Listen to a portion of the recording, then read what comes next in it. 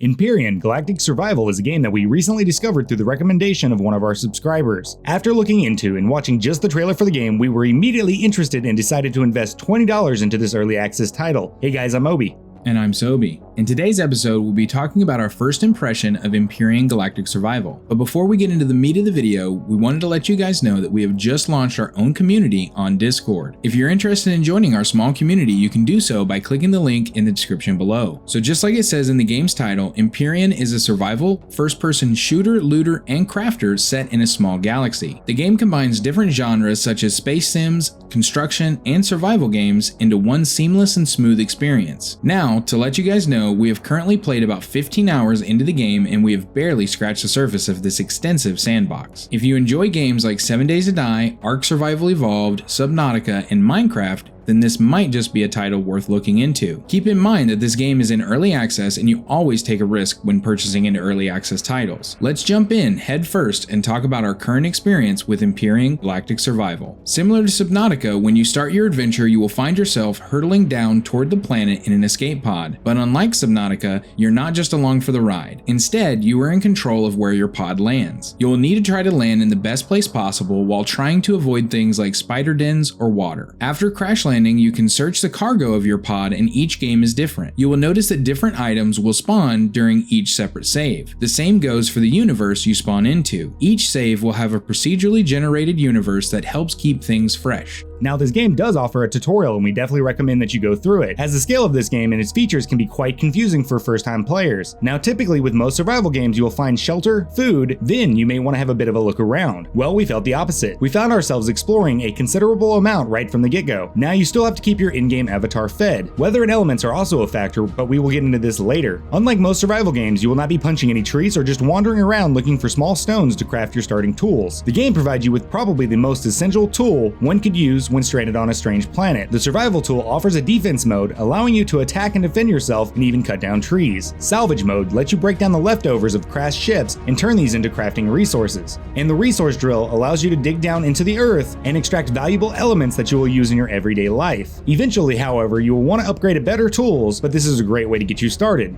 Pressing F5 on the keyboard will deploy a drone. While you can use this to mine, its greatest strength is allowing you to explore POIs before rushing into unknown dangers. Crafting in this game feels very smooth once you have the base understanding of how it works. As you level up, you can purchase and unlock more crafting schematics and will allow you to make bigger and better weapons, tools, and armor. Exploration in this game is very vast, even for the starting planet you're on. While you will start out walking, eventually you will invest some crafting resources and craft a motorbike, and then further into some large hover vehicles. Crafting in this game can be a little intimidating at first, but once you understand the basics of it, things start to move along quickly. We did run into some problems while crafting our first hover vehicle, because again at first it's rather confusing, but it's similar from the gummy ship found in Kingdom Hearts, but goes way more in depth, forcing you to build a cabin, O2 tanks, and place thrusters, weapons, and other features suited for planetary travel. For those that don't wish to craft their own specific design, the game does offer pre-built ships. With these, you just need the base resources. Once these resources are added to a queue, you will start a production timer telling you when the vessel will be finished. Also, when it comes to crafting, as long as you have the resources, you don't need to physically craft the base items. Just add the resources you need and the game will craft the basic items on its own. This is awesome if you're crafting multiple things on the go, and you will find that you're crafting on the go quite frequently. Some of these recipes can be hard to memorize early on as they take multiple items to craft. Once you have played for a good bit, however, this confusion will be slowly eliminated. If you enjoy the horde mechanic from 7 Days to Die, then you will like the base defense mechanic this game has to offer. Once you start building a base, an internal countdown timer will start, and eventually you will be attacked by hostile forces trying to eliminate the core of your base.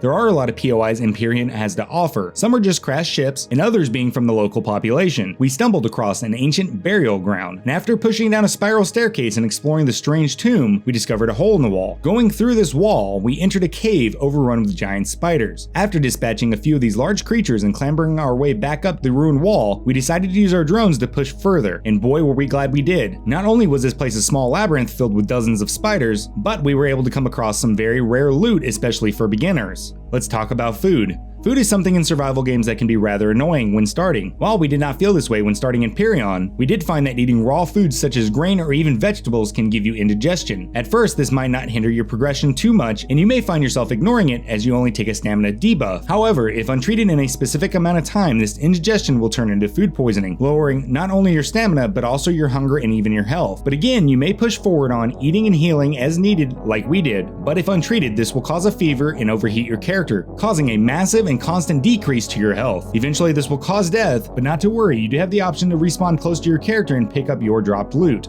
Food can be found while looting downed creatures, while scavenging ships, and just from foraging. Overall, there really is no limitations to finding food as it's just everywhere. Just be sure to cook it so you don't go through what we did. We would also like to recommend that if this is your first time playing, you might want to change your difficulty to easy until you have the basics down.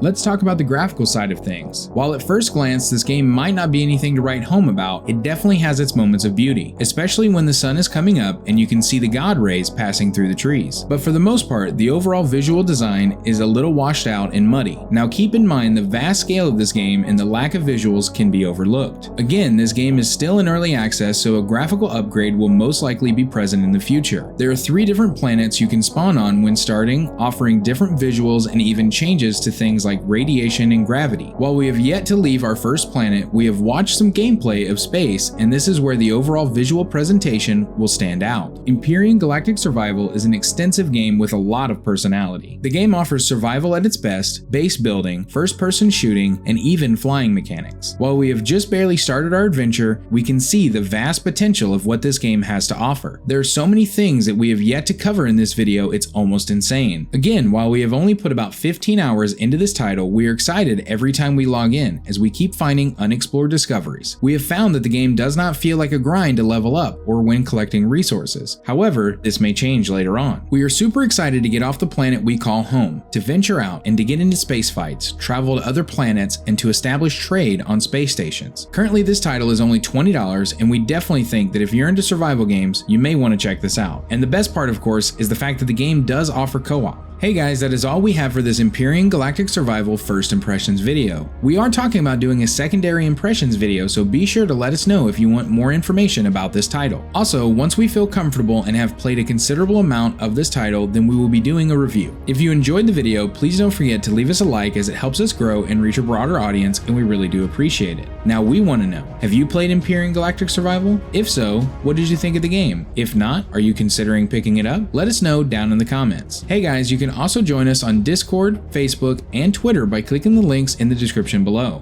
Until next time, this is Obi. This is Obi, Signing out. see you guys next time.